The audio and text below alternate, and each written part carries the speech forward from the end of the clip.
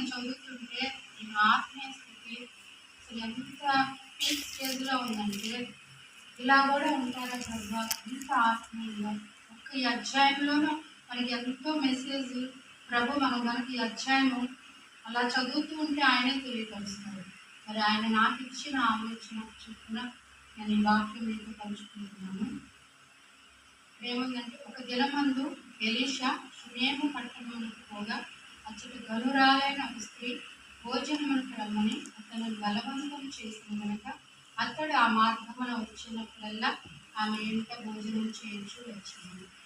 ఇక్కడ మనకి ఈమె చక్కటి ఆతిథ్యం ఇచ్చే స్త్రీగా మనకు కనబడుతుంది. మరి ఎంతమంది దైవజనులని మరి అలా ఇంటికి పిలుస్తారు. ఈమైతే ఆత్మీయంగా కూడా మరి ఆయన గొప్ప దైవజనుడని గుర్తించగలిగింది. చక్కగా మరి ఇంటికి పిలిచింది. ఒక్కసారి కాదు, మరి ఆ మార్గమున వచ్చినప్పుడల్లా ఆమె ఇంట భోజనం చేయొచ్చు వచ్చిందని మనకి వాక్యంలో ఉంది. ఈమె మరి ఈమె ఆత్మీయ స్థితి మనం ఇక్కడ అర్థం చేసుకోవచ్చు. శూన్యమేరాలు అంటే ఆమె అన్య స్త్రీయే, కానీ మరి ఈ దైవజనుని గుర్తించగలిగిందంటే ఆమె ఆ దేవుడితో కనెక్ట్ అయి ఉంది కాబట్టి ఆ దైవజనుని ఆమె గుర్తించగలిగింది. ఈమె గొప్ప దైవజనుడు అని. తర్వాత వచ్చి ఆమె తన పెనిమిటిని చూసి మన ఎద్దుకు వచ్చి చూపోవచ్చున్న ఈ దైవజనుడికి అతనికి గోడ మీద ఒక చిన్న గది కట్టించి అందులో అతని కొరకు మంచము, బల్ల, పీట, దీపస్తంభము ఉంచుదాము. అతడు మన ఎద్దుకు వచ్చినప్పుడల్లా అందులో బస చేయవచ్చని చెప్పాను.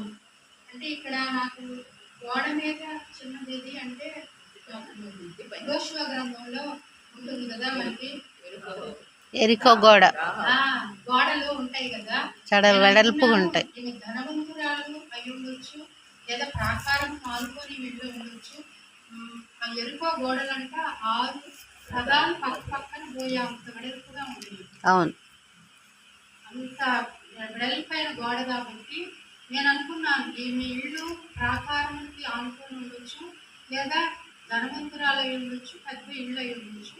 అందుకని గోడ మీద ఒక గది దైవజనుడు కట్టిద్దామని తన భర్తతో ఇది చెప్తుంది. తర్వాత అతడు అక్కడికి ఒక దినమున వచ్చి ఆ గదిలో చూచి అక్కడ కరుండెను. పిమ్మట అతడు తన దాసుడైన గేహాజీని పిలిచి ఈ షూనేమీరాలను పిలువగా వాడు ఆమెను పిలిచినది. ఆమె వచ్చి ఆమె ముందు నిలబడినప్పుడు దైవజనుడైన ఎలీషా గేహాజీతో అంటున్నాడు, ఈయన ఇంత భక్తి శ్రద్ధాశక్తులు మన ఏమి చూపించుటకు మరి ఏదైనా మనం చెయ్యాలి కదా అని అంటే, అప్పుడు ఆమె అన్నది, నేను నా స్వజనుల మధ్య నేను ఉన్నాను, రాజుతోనైనా సైన్యాధిపతులైనా నీ గురించి చెప్పమంటావా అని దైవజనుడు అడిగితే ఆమె అంటుంది, నేను స్వజనుల్లో నేను కాపురం ఉన్నాను అని. ఇప్పుడు గెహాజీతో అంటాడు, ఈమెకి నేనేం చేయాలని ఈమె అనుకుంటుంది అంటే, ఆమె అయితే నోరు తెరిచి ఏమీ చెప్పలేదు. గెహాజీ చెప్తున్నాడు ఆమె భర్త ముసలివాడు, ఆమె సంతానం లేదు అని. ఇక్కడ మనం అర్థం చేసుకుంటే ఆమె ఏమీ ఆశించలేదు, ఏమీ నోరు తెరిచి కూడా ఆయన అనలేదు. కానీ దైవజనుడు మరి దేవుడిచ్చిన ప్రేరేపణతోనే మరి నీకేం కావాలని అడిగితే గెహాజీ చెప్పాడు ఆమె భర్త ముసలివాడు, ఆమెకు సంతానం లేదు అంటే, అప్పుడు ఎలీషా అప్పుడు ఆమె అంటాడు అన్నమాట, ఆమెను పిలవమంటే ఆమె వచ్చి ద్వారం మంది నిలబడి ఉంటే ఇప్పుడు అంటాడు, మరుసటి ఏట ఈ ఋతువున నీ కౌగిట ఒక కుమారుడు ఉంటాడు అని చెప్తే, నాకు ఈ మాట చెప్పగానే నాకు వాగ్దానం అంటే నెక్స్ట్ ఇయర్కే, ఈ సంవత్సరానికే నువ్వు బిడ్డను ఎత్తుకుంటా ఉంటే నాకు అబ్రహాం గుర్తించాడు. అబ్రహాంని దేవుడు పిలిచి ఒక సంతానం ఇస్తానని చెప్పాడు, కానీ 40 సంవత్సరాలు వెయిట్ చేశాడు అబ్రహాం. ఇక్కడ ఎలీషా ప్రవక్త అయితే నెక్స్ట్ ఇయర్కే ఈ టైంకే నీ చంతన ఒక బిడ్డను ఉంటాడు అంటే, నేను అనుకున్నప్పుడు ప్రభువా ఇలా కూడా నువ్వు చెప్తావా అంటే, ఇప్పుడు ప్రతి ఒక్కరికి దేవుడు వాగ్దానాలు ఇచ్చుంటాడు. అంటే సంవత్సరం తీసుకునే మనం వాగ్దానాలు కాదు, లేదు కాదు, మనం ఏ సంవత్సరం ఆ సంవత్సరం తీసుకుంటాం. ఖచ్చితంగా ప్రతి ఒక్కరికి వ్యక్తిగతంగా వాగ్దానం అయితే ఇచ్చి ఉంటాడు. నాకైతే నేను ప్రభువుని నమ్ముకున్నది మొదలుకొని ఇప్పటి వరకు ఒకటే వాగ్దానం 5 సార్లు రిపీట్ చేశాడు. 4 సార్లు దర్శనంగా చూపించాడు. 5వ సారి ఆయనే మాట అన్నాడు నాకు. నేను అనుకున్నాను ఈ వాక్యం చదువుకుంటూ, ప్రభు నాకు సమయం చెప్తే బాగుంటుంది కదా. ఎలీషా ప్రవక్త అయితే ఆ స్త్రీతో నెక్స్ట్ ఇయరే నువ్వు కుమారుని ఎత్తుకుంటాను అని చెప్పావు.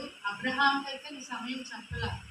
మరి అబ్రహాముని అంటే విశ్వాసాన్ని పరీక్షించడానికి యేసు ప్రభు ఆ వంశంలో రావడానికి ఆలస్యం చేసి ఉండొచ్చు. మరి నాకు కూడా ఇలా చేయొచ్చు కదా అని ఆలోచన వస్తే నాకు నవ్వు వచ్చింది. అప్పుడు ప్రభు అంటున్నాడు, బుద్ధి జ్ఞానములు సర్వ సంపదలు నా యందు గుప్తమై ఉన్నవి. బుద్ధి జ్ఞానములు అని అంటున్నాడు. ఇంకా ఆయన ఇచ్చిన దర్శనం ఆయన చిత్తం ఎప్పుడు నెరవేరుస్తాడో నాకు ఈ వాక్యం చదివితే నాకు అదే గుర్తించింది. తర్వాత వచ్చి అంటుంది ఇక్కడ, దైవజనుడైన నా వేలిన వాడ అలాగే పలకవద్దు, నీ దాసురాలనైనా నాతో అబద్ధం ఆడవద్దు అని అంది. తర్వాత ఆ పిమ్మట ఆ స్త్రీ గర్భవతి మరుసటి ఏట ఎలీషా తనతో చెప్పిన కాలున కుమారుని కనెను అని ఇక్కడ ఉంది. కరెక్ట్గా మరి ఎలీషా ప్రవక్త చెప్పిన టైంకే ఆమె మరి గర్భవతి బిడ్డను కంది. ఇక్కడ మరి షునేమీరాలు మరి ఆ దైవజనులను గుర్తించి మరి తన ఇంటికి పిలిచి ఆతిథ్యం మాత్రమే కాకుండా ఉండటానికి కూడా, అంటే ఆయన ఎప్పుడు వచ్చినా కూడా ఆయన ఉండటానికి ఒక గది కూడా ఏర్పాటు చేసిందంటే నాకు అంటే ఈమె ఆత్మీయ స్థితి ఆలోచిస్తూ ఉంటే ఆది కాండంలో మనకి 18:9 అబ్రహాము లోతు గురించి ఉంటుంది. అబ్రహాము సింధూర వనంలో మధ్యాహ్నం వేళ కూర్చొని ఉన్నప్పుడు యెహోవా దేవుడు ఇద్దరు దూతలు వచ్చి నిలబడితే మరి ఆయన ఆత్మీయుడు దేవుడితో కనెక్ట్ అయి ఉన్నాడు కాబట్టే కదా ఇంటికి భోజనానికి పిలిచి సాష్టాంగపడి నమస్కారం చేశాడు. లోతు కూడా మరి సుధమ గొమర్ర గబని యొక్క కూర్చొని ఉన్నప్పుడు ఆ ఇద్దరు దూతలు వస్తే పరిగెత్తుకుంటూ లోతు వెళ్ళి నా ఇంటికి రండి మీరు భోజనానికి అని అన్నాడు. అంటే లోతు యొక్క ఆత్మీయ స్థితి కూడా దేవుడితో కనెక్ట్ అయ్యింది. మరి అబ్రహాముకి అది మనుషులు గుర్తించకపోయినా మనం దేవుడితో కనెక్ట్ అయ్యి ఉంటే అది అర్థమైపోద్ది. ఇక్కడ అబ్రహాము లోతు కూడా ఆత్మీయ స్థితిలో ఎంత ఉన్నత స్థితిలో ఉన్నారో ఈ షునేమీరాలు కూడా ఒక అన్య స్త్రీ అయినప్పటికీ కూడా ఒక దైవజనుడు, ఈ గొప్ప దైవజనుడని ఎంత బలంగా విశ్వసించి నమ్మి తన ఇంటికి పిలిచి గది ఇచ్చింది. నాకు ఇది చదువుతా ఉంటే అప్పుడు అబ్రహాము లోతు కూడా గుర్తించారు. తర్వాత ఆ బిడ్డ ఎదిగిన తర్వాత ఒకనాడు పోతపోయే వారి వద్ద ఉన్న తన తండ్రి దగ్గరకు పోయి అక్కడ ఉండగా వాడు నా తల పోయినే అంటే ఆ తండ్రి అంటాడు పనివాడిని పిలిచి ఇంటికి తీసుకెళ్ళమంటే ఆ బిడ్డను తీసుకొని ఆ పనివాడు వచ్చి ఆ స్త్రీకి అప్పచెప్తే ఆ స్త్రీ మరి మధ్యాహ్నం వరకు ఆ బిడ్డ ఆ తల్లి ఒడిలో పడుకొని చనిపోయిందని మనకి ఇక్కడ వాక్యం సాధిస్తుంది. ఇక్కడ ఈమె విశ్వాసానికి కఠినమైన పరీక్ష. ఇక్కడ ఈమె భర్తకి చెప్పలేదు, బయటకు వచ్చి నేను దైవజనుడి దగ్గరికి వెళ్ళాలి అని మనకి ఇక్కడ వాక్యంలోనే నేను చెప్తున్నాను. పనివాడిని పిలిచి గాడిని నా దగ్గరకు పంపిస్తే నేను దైవజనుడి దగ్గరికి వెళ్ళాలి అంటే అప్పుడు ఆమె భర్త అంటాడు, విశ్రాంతి దినము కాదే, అమావాస్య కాదే, ఇప్పుడు ఎందుకు నువ్వు వెళ్ళటము అంటే ఆమె అంటది నేను దైవజనుడికి నేను పోత మంచిదని చెప్పి ఆమె గాడిని పిలిచి ఎక్కింది. ఇక్కడ నాకు అర్థం కాదు ఏంటంటే విశ్రాంతి దినం అంటే యూదులు ప్రతి వారు విశ్రాంతి దినంలో కూడుకుంటారు. అమావాస్య అంటే మామూలుగా అంటే మేము హిందూ బ్యాక్గ్రౌండ్ నుంచి వచ్చాం కాబట్టి నాకు అర్థం కాదు. అందుకని నేను ఎక్కువగా ఇది రాత్రి వెతుకుతా ఉన్న అమావాస్య అంటే కూడా పాటిస్తారా? పాత నిబంధనలో నేను చూస్తే మనకి ఇక్కడ నేను రాసుకున్నాను అవి కూడా ఎగ్జాంపుల్స్. మామూలుగా అమావాస్య అంటే మనకి ఇప్పుడు చీకటి శక్తులు, దురాత్మలు, దుష్ట శక్తుల ప్రభావం ఎక్కువ ఉంటుంది. హిందువులు ఏ పని చేయరు, క్రైస్తవులు కూడా కొంతమంది అలా ఉన్నారంట. నాకైతే అంటారు హిందువులు అయితే ఇప్పుడు అమావాస్య ఇప్పుడు మేము ఫ్రిడ్జ్ వంటడానికి పోయాము, మా అమ్మ మా నాన్న అన్నారు అదే అమావాస్య రోజు ఫ్రిడ్జ్ వంటున్నారు. ఏమో అంటే నేను డబ్బుల్లోకి రాకముందే ఏంటి నాకేం పట్టింపులు అవి ఉండేవి కదమ్మా. మేము కొని 22 ఏళ్ళు ఫ్రిడ్జ్ అమావాస్య రోజు కొన్నాం. మా అమ్మ మా నాన్న అన్నారు పోయి అమావాస్య రోజు పోయి ఫ్రిడ్జ్ కొనుక్కున్నారు. మరి 22 ఏళ్ళు మాకు ఎలాంటి అది ప్రాబ్లం లేకుండా ఉంది కదా. యూదులు క్యాలెండర్ అప్పుడు అంటే బైబిల్ సంస్కృతిని అనుసరించి వాళ్ళు లూనార్ అనే క్యాలెండర్ ఫాలో అయ్యారు. బైబిల్ స్టడీలో చెప్పారు కదా పాస్టర్. మొదటి నెల అమావాస్య వస్తుందంట. అంటే మొదటి నెల అమావాస్య వస్తే వాళ్ళు పండగలాగా జరుపుకుంటారని మనకి ఇక్కడ ఎగ్జాంపుల్ కూడా ఉంది. 1 దినవృత్తాంతంలో 23:30 ఉంటుంది. దావీదు అనుదినం ఉదయ సాయంకాలములందు యెహోవాను గురించి స్తుతి పాటలు పాడుతూ విశ్రాంతి దినములు అమావాస్య పండుగలలో యెహోవాకు దహన బలులు అర్పించింది. అంటే అప్పుడు యూదులు అమావాస్య దినమున దహన బలులు అర్పించేవారంట, ఒక పండుగలాగా చేసుకునేవాళ్ళు. అలాగే మనకి ఇక్కడ 2 దినవృత్తాంతంలో 2వ అధ్యాయం 4వ వచనంలో సొలొమోను కూడా సేమ్ మందిరం కట్టబోయే ముందు ఉదయ సాయంకాలములందు విశ్రాంతి దినములందు అమావాస్య యందు దహన బలులు అర్పించదమని అని సొలొమోను అక్కడ ఉంటుంది అనమాట. అప్పుడు నేను అనుకున్నాను, ఒక యూదులు అమావాస్యను అలా జరుపుకుంటారు అని. అది పాత నిబంధన మట్టుకే. అది తర్వాత హోషేయ గ్రంథంలో కూడా దేవుడు ఒక చోట అంటాడు, ఇవన్నీ నేను మీ చేత మాన్పించేస్తానని కూడా అంటాడు. పండగ దినాలు ఆచారాలన్నీ ఇశ్రాయేలు ఏంటంటే అప్పుడు ఇప్పుడు హిందువులు కనుక కొన్ని పద్ధతులు కొన్ని ఆచారాలు పాటించినట్లు అప్పుడు యూదులు పాటించేవాళ్ళు. అట్లా వీళ్ళ అమావాస్యాన్ని ఒక పండుగలాగా చేసుకునేవారని నాకు రాత్రి చదివితే అర్థమైంది. ప్రభు కూడా అంటున్నాడు, ఆనాడు ఇశ్రాయేలీయులు ఆచార ప్రకారం నడిచేవాళ్ళు. కాబట్టి ఇంకా ఆమె భర్త ఆమెతో అంటున్నాడు, అదే ఇట్లా వెళ్తా ఉంటే లేదు నేను వెళ్ళాలని చెప్పి పనివాడిని పిలిచి ఆ గాడి దగ్గరికి వెళ్తూ ఉంటే ఆమె కర్మేలు పర్వతం అందున్న 25వ వచనం ఆ దైవజనుని వద్దకు వచ్చాను.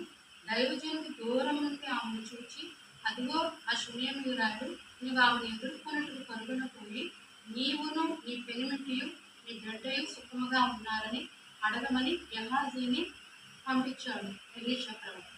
అప్పుడు ఆ షూనేమీయురాలు దిగి వచ్చి ఆ పనివాడు అడిగితే బాగానే ఉన్నామని చెప్తుంది. ఆయనకి చెప్పి ఇంకా మేము సుఖంగా ఉన్నామని చెప్పి ఆమె కొండ మీద ఉన్న ఆ దైవజనుడి వద్దకు వచ్చి మరి అతని కాళ్ళు పట్టుకోగానే గెహాజీ ఆమెని నెట్టి వేయడానికి దగ్గరకు రాగానే అప్పుడు ఎలీషా ప్రవక్త అంటాడనమాట, ఆమె బాహుల్యముగా ఉన్నది, యెహోవా ఆ సంగతి నాకు తెలియచేయక మరుగున ఉంచి ఉన్నాడని అప్పుడు ఎలీషా ప్రవక్త అంటాడనమాట. ఆమె జోలికి నువ్వు వెళ్ళొద్దు.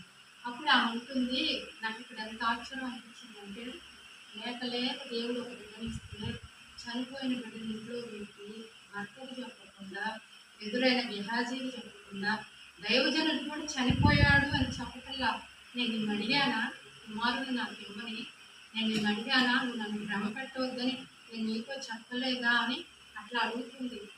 అసలు ఈమె ఎంతగా దైవజనుని నమ్మింది, ఆ బిడ్డను బతికిస్తాడని నమ్మకం విశ్వాసంతోనే కదా. మనమైతే ఇంట్లో బిడ్డ ఏమాత్రం సిక్ అయి ఉన్నా అసలు గుండెలు బాదుకొని అందరం చెప్పుకొని ఇప్పుడు ఏది చేయండి ఇలా చనిపోయిన బిడ్డ అంటే ఇక హోప్లెస్ ఆ స్థితి.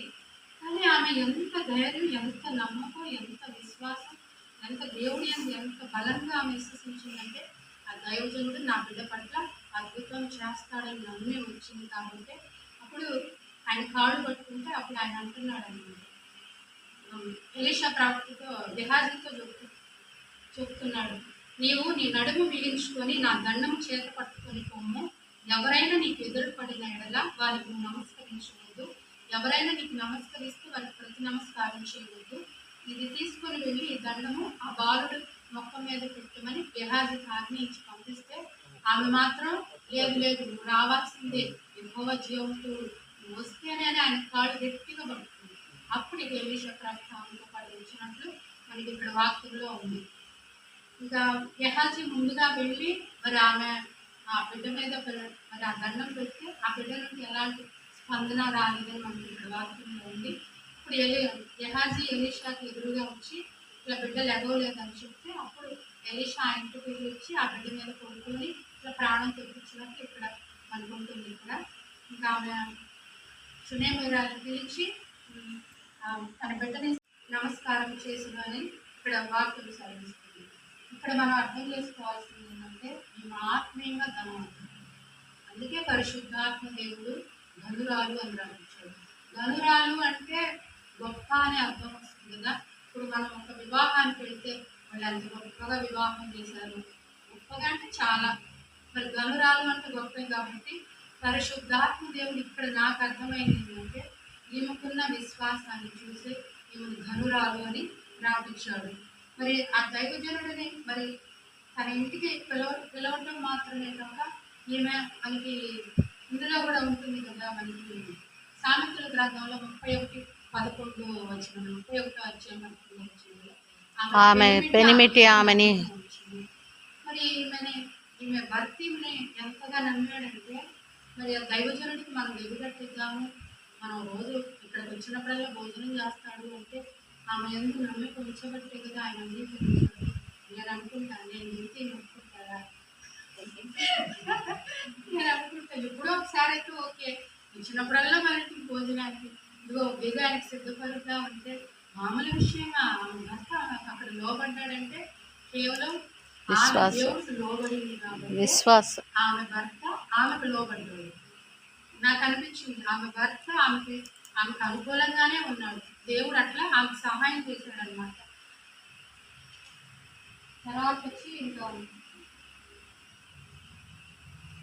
మనకి ఇక్కడ మత్తయి సువార్తలో కూడా ఉంటుంది కదా, 10వ అధ్యాయము 40-44లో దేవుని సంబంధాన్ని చేర్చుకున్నవాడు నన్ను చేర్చుకున్నవాడు, నన్ను పంపిన వారిని చేర్చుకున్నాను, ప్రవక్తను చేర్చుకున్నవాడు ప్రవక్త ఫలం పొందును, నీతిమంతుడని నీతిమంతుని చేర్చుకున్నవాడు నీతిమంతుని ఫలం పొందును, శిష్యుడని ఎవరు నీ చిన్నవారిలో ఒక గిన్నెడు చమ్మి ఇచ్చిన వాడు తన ఫలం పోగొట్టు నిశ్చయముగా నేను మీతో చెప్తున్నాను అని వాక్యం చదివిస్తుంది. నాకు తెలిసి నేను రియల్గా నేను చూసింది ఏంటంటే, నెల్లూరులో ఒక ఆంటీ నాకు తెలుసు, డౌనికి వెళ్ళేటప్పుడు యవ్వనస్తురాలు పరిచర్యకని ప్రకాశం తీసుకెళ్ళించి ఇంట్లో తను ఇంజనీరింగ్ చదివి రెండు క్లాత్ ఉంటాయి కదా సంచులు, ఆ రెండిట్లో బట్టలు మాత్రం పెట్టుకొని వచ్చి ఆంటీ దగ్గరికి వస్తే, ఆంటీకి అంటే ఆమె ఇల్లు అంతా ఫర్నిచర్ అది ఉంటుంది, ఒక్కటే ఉంటుంది కింద కన్నాడుతో, పైన ఉంటామా అని చెప్పి ఆ దైవజనురాన్ని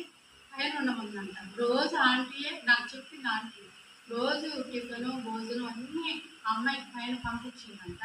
చాలా బలపడి గొప్ప పరిచయం చేస్తుంది అమ్మాయి. ఎవరో కాదు, ప్రసన్న సిస్టర్, భారత ఆంటీ గొల్లినేని దగ్గర ఉన్నప్పుడు భారత ఆంటీ, ప్రసన్న సిస్టరు భారత ఆంటీ దగ్గరకు వచ్చినప్పుడల్లా మా ఇంటికి వచ్చేది, నా దగ్గరికి వస్తే చెప్పేది, నేను కొత్త బట్టలతో నేను వస్తే ఇట్లా ఆంటీ నన్ను మరి పైన ఇవ్వమని రూమ్లో ఉండమని ఫ్రీగా భోజనం అన్నీ పెట్టింది, నేను ఆమెకు కృతజ్ఞత కలిగి ఉంటానంటే, మరి ఆంటీ మరి అప్పుడు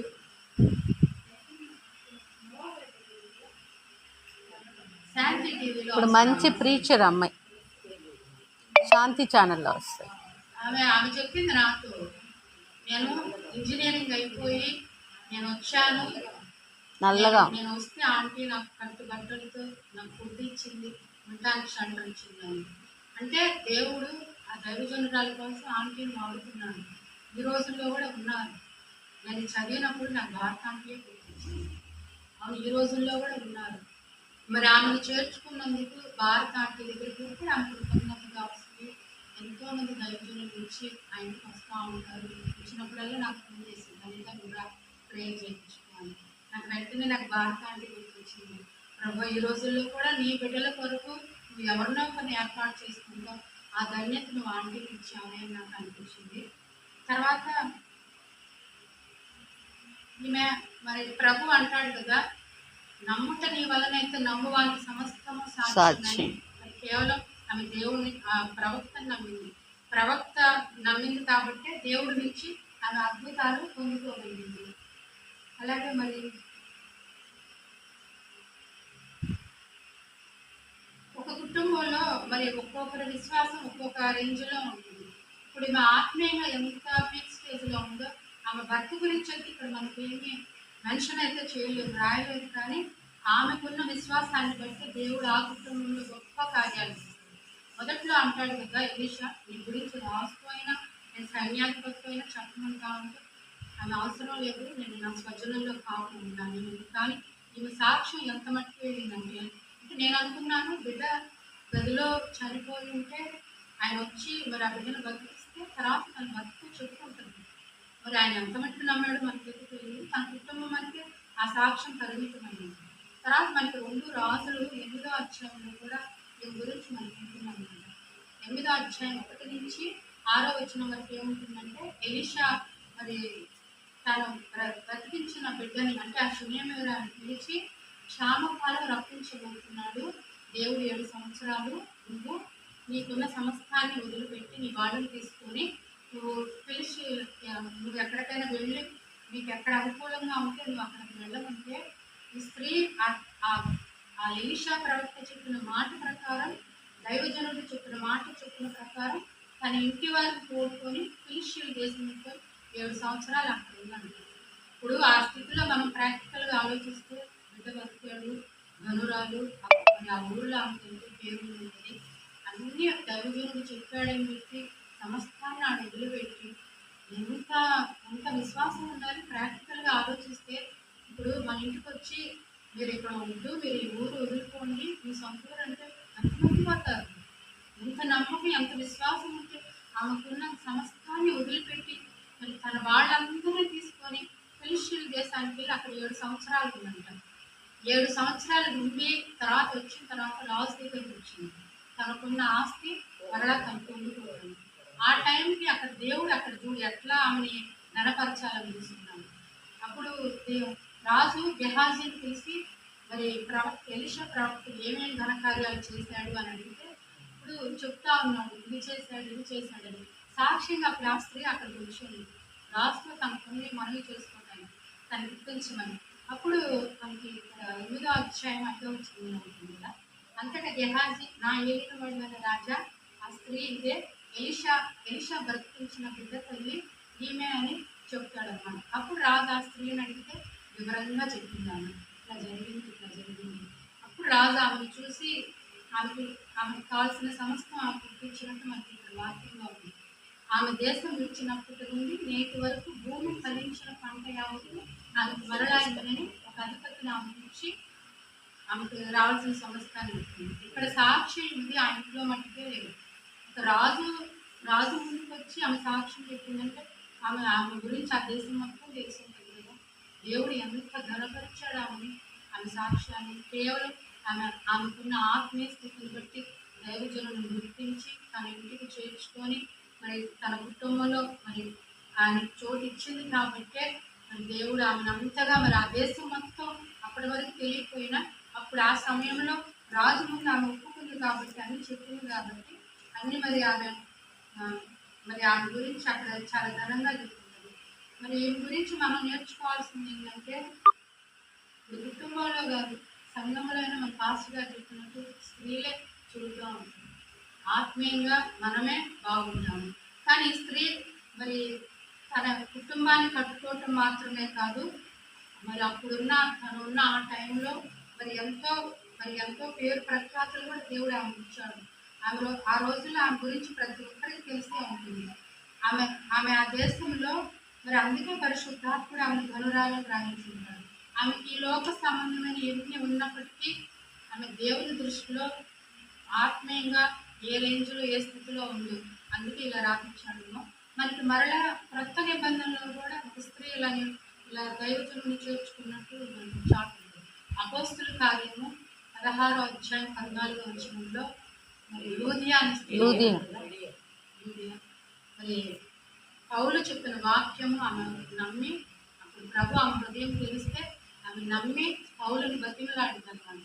నా ఇంటికి రండి అని పౌలుని బతిమలాడటం మాత్రమే కాదు, ఆ స్త్రీ ఒక్కటి మాత్రమే నమ్మకం కాదు, తన ఇంటి వారందరూ బాప్తిజం పొందిరి అని మనకి ఇక్కడ వాక్యంలో సెలవిస్తుంది. కాబట్టి మనం దైవజనుల్ని ఇంటికి చేర్చుకుంటే మన కుటుంబానికి క్షేమం, ఆత్మీయంగా కూడా మనం బలపడతాము. మరి లూదియా స్త్రీ అంత మాత్రమే కాదు, తర్వాత కూడా మనకి అదే అధ్యాయంలో 40వ వచనంలో చివరిలో ఉంటుంది. పౌలు చెర నుంచి విడిపించబడిన తర్వాత లూదియా ఇంటికి వెళ్ళినప్పుడు అక్కడ అనేక మంది సహోదరులు ఉంటే వాళ్ళు ఆదరించి వెళ్ళినట్టు అంటే లూదియా ఇంట్లో సహోదరులు ఉన్నారంటే తన ఇంటిని ఒక సంఘంగా మార్చుకుంది కదా. కానీ ఒకటి నేను చదువుతున్నప్పుడు ప్రభు అన్నాడు, మీది ఆత్మీయ స్థితి అంతా అన్నాడు. నాకు అనిపించింది ప్రభు ఈ లోకంలో మనకి ఎన్ని ఉన్నప్పటికీ మనం దేవుడితో కనెక్ట్ అయి ఉంటేనే మన ఆత్మీయ స్థితి మనకి ఏ రేంజ్లో ఉంది.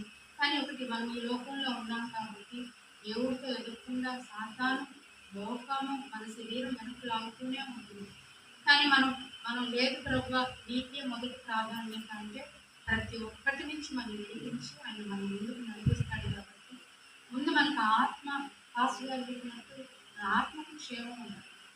ఆత్మ ఆత్మ ఆరిపోకుండా చూసాలి. పరిశుద్ధాత్మ దేవుడు చోట అంటాడు కదా, మీ ఆత్మ ఆత్మకుడి ఆత్మకు ఆత్మ ఆత్మకుడి అంటాడు. అనుదినం మన శరీరానికి ఎట్లా స్నానం, ఎట్లా మరి మనం భోజనం మన శరీరాన్ని పోషించుకుంటున్నామో అలాగే అనుదినము దైవజనుడు వాక్యం టీవీలో వింటే ఆయన అంటున్నాడు, ఒక్కరోజు ప్రార్థన లేకపోయినా ఒక్కరోజు వాక్యం చదవకపోయినా మన ఆత్మ అంటే ప్రభు మీద పంపుకుంటుంది. కాబట్టి ఎంత మనం మనకున్న అంటే ఒక్కొరికి అసలు చాలా సమస్యలు ఉన్నాయి. మన స్త్రీల సంఘంలో ప్రతి ఒక్కరికి చాలా సమస్యలు ఉన్నాయి.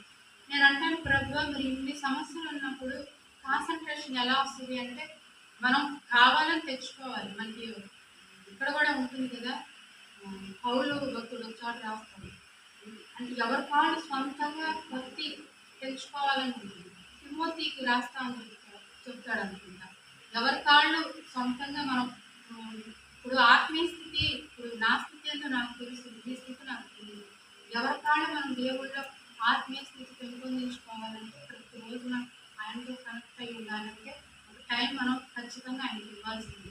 ఇప్పుడు నేను పగలంతా నేను చదువుకునే టైంలో కూడా నేను ఎలా చదివేదాన్ని అంటే డిగ్రీ అప్పుడు ప్రిపరేషన్స్ ఫిబ్రవరిలో ఇస్తే బుక్స్ అప్పుడు మార్చిలో ఎగ్జామ్స్, అప్పుడు పుస్తకాలన్నీ కొనుక్కొని పగలంతా తిరుగుతా గట్లా నిద్రపోతా. ఇక లైట్లు ఆపేస్తారు కదా, మా అమ్మమ్మ అనేది అందరూ నిద్రపోతుంది. ఇలాగ వేతులు వేసేసింది. వేసి 9ంటికి బుక్ తీస్తే 12, 2 ఆ నెల రోజులే నేను చదువుకునేదాన్ని. పాస్ అయితే చాలు కదా, మా నాన్న పాస్ అయితే చాలు అన్నాడు. సేమ్ అంటే నా శరీరంలో ఉన్న గడియారం ఇప్పటికీ నేను పగలు చదవలేదు. ప్రభు ఎన్ని మార్లు అడిగాను, అదేం ప్రభు నేను చిన్నప్పటి నుంచి అయితే ఇప్పుడు కూడా నేను అంటాడు పగలంతా ఏం చేస్తావు, లేదు నాకు నైట్ అయితేనే నేను చదువుతాను. ఒక అధ్యాయం అయినా నేను రోజు అన్నం వండేసి మా మామూలు పెట్టేసి ఇంకా అప్పుడు పుస్తకం తీసుకొని ఒక అధ్యాయం పట్టుకొని అదే చదువుకుంటా అదే రాసుకుంటా. ఎన్నోసార్లు నేను అడిగాడు, పగలంతా ఏం చేస్తావు, నైటే చదువుతున్నాను. ఎన్నో మార్లు అడిగే ప్రభు మొదటి నుంచి ఏమో పగలు చదివితే నా బుర్ర ఎక్కదు, నైట్ చదివితే అధ్యాయం అయినా నైట్ చదివితే అది నాకు గుర్తుంటుంది. ప్రభు పగలు చదివే కృపని కంటే ముందు నువ్వు నిద్ర మాట్లాడుతుంది కాబట్టి దేవుడే నాకు సహాయం చేయాలి. వాక్యం ఎదగటానికి ఈ కొద్ది వాక్యం పంచుకోవడానికి నాకు దేవుడు ఇచ్చిన అవకాశాన్ని బట్టి ముందుగా దేవుని విన్న మీ అందరికీ కూడా ఇస్తున్నాము.